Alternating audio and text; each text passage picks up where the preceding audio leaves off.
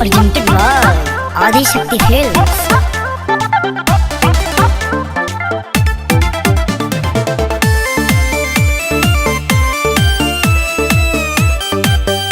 Presented by Adi Shakti Films.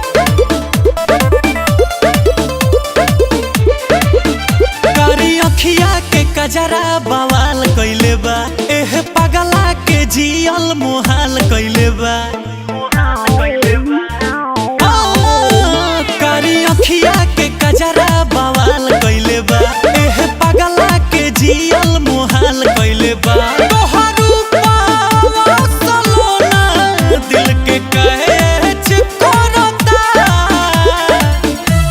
ए राजा तोहर माथ के पगड़िया हमर लाला के घघरिया बड़ी मैच करता। ए राजा तोहर माथ के पगड़िया हमर लाला के घघरिया बड़ी मैच करता।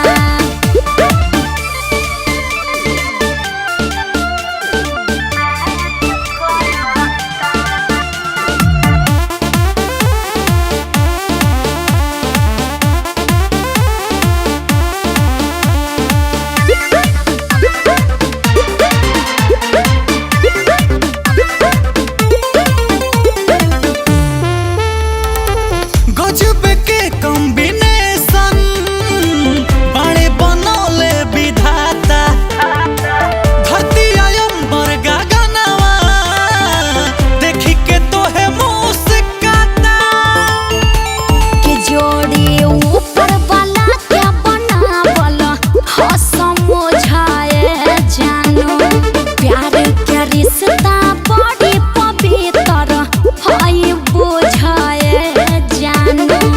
दिल के फीलिंग तहरा दिल से अटैच करता ए राजा तोहर माथ के पगड़िया हमर लाला के घघरिया बड़ी मैच करता। ए राजा तोहर माथ के पगड़िया हमर लाला के घघरिया बड़ी मैच करता।